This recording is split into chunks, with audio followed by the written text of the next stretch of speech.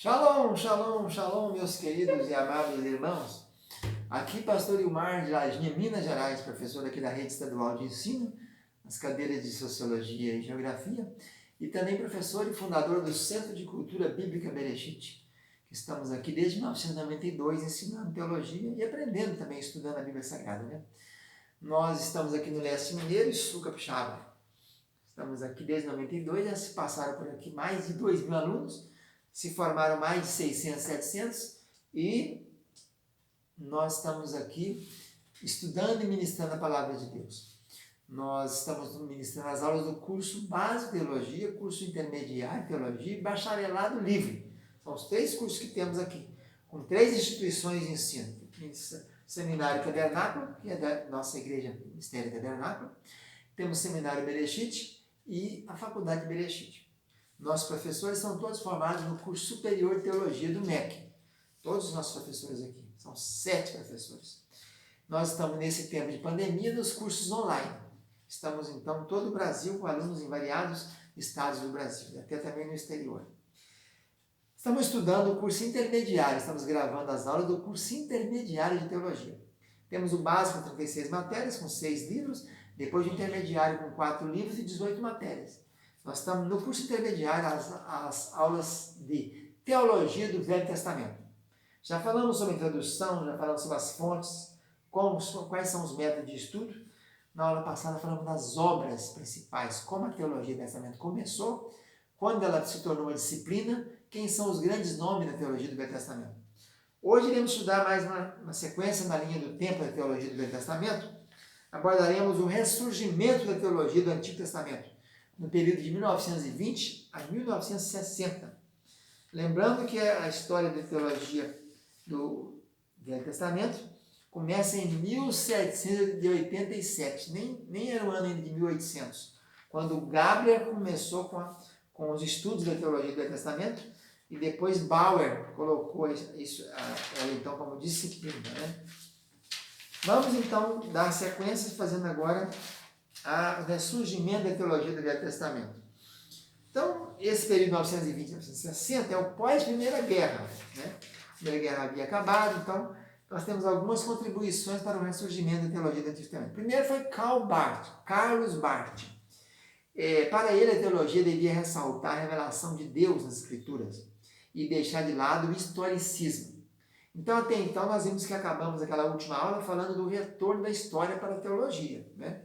Foi a nossa última aula, quando nós falamos do Gustavo Frederico Euler. Agora já chega o Barth, o Carlos Barth, mostrando isso, que é preciso deixar de lado um pouco a história, contribuindo para que os teólogos fossem para as Escrituras.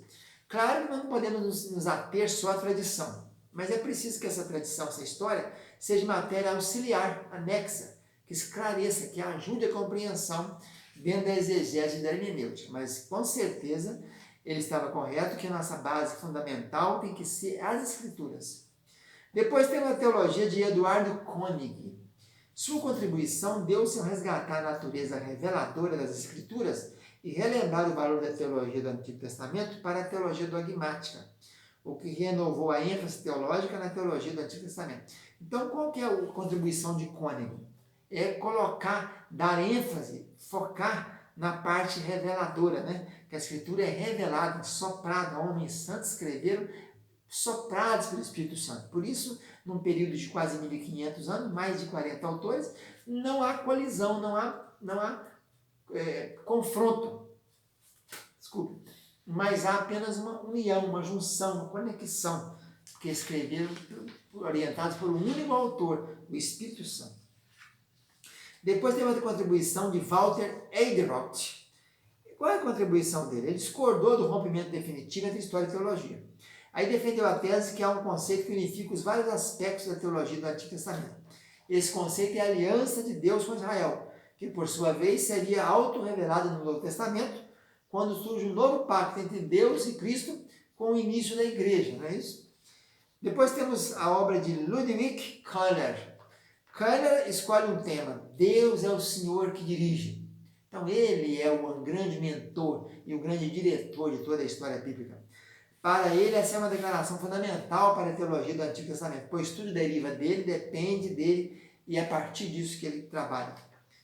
Então, haviam duas principais questões para se abordar, então, a teologia nessa época aqui, nesse pós-primeira e pós-segunda guerra.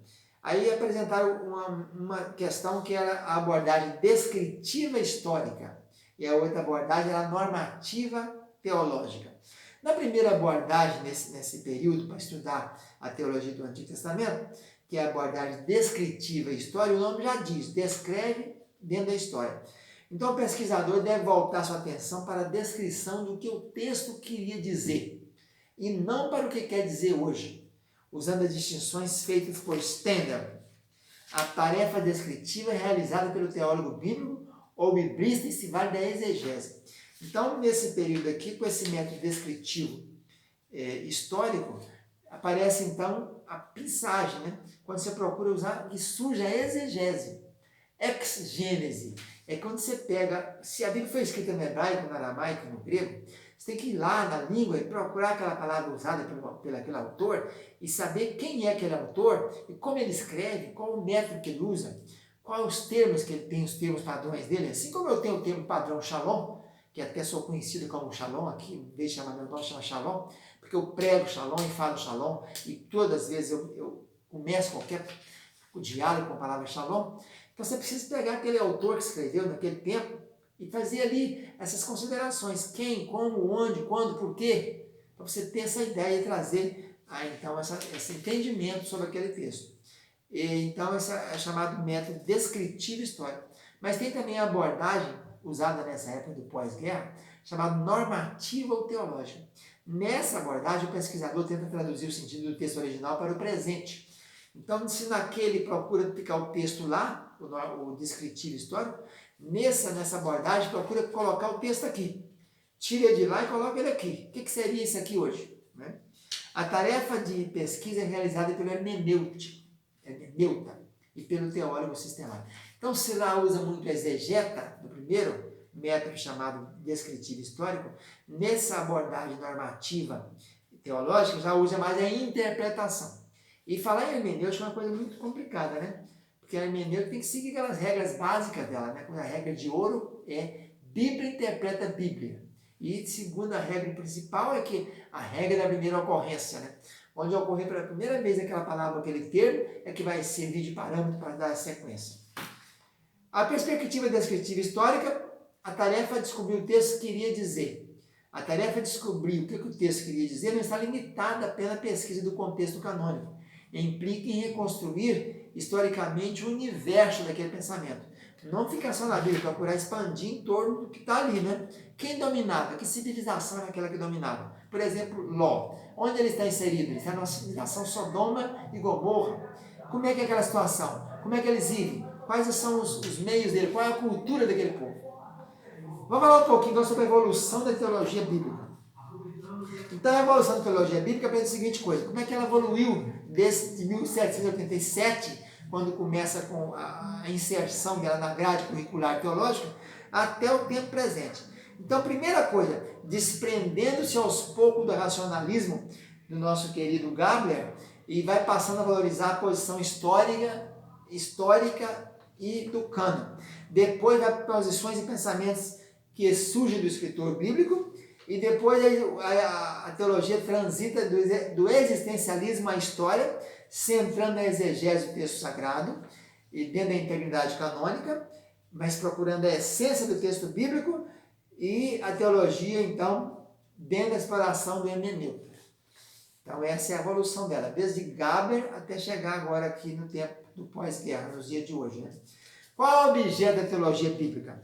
É a compreensão de Deus, a autocompreensão, a atitude existencial dos antigos hebreus. Quais são os autores do texto do Antigo Testamento? E a reação das pessoas que a esse texto foram dirigidos. Né? Para quem foi escrito o livro de Deuteronômio? Deuteronômio foi para quem? A segunda lei. Quando? Por quê? Onde? Então é preciso levantar essas coisas aí, né? Como a teologia bíblica do Antigo Testamento atua?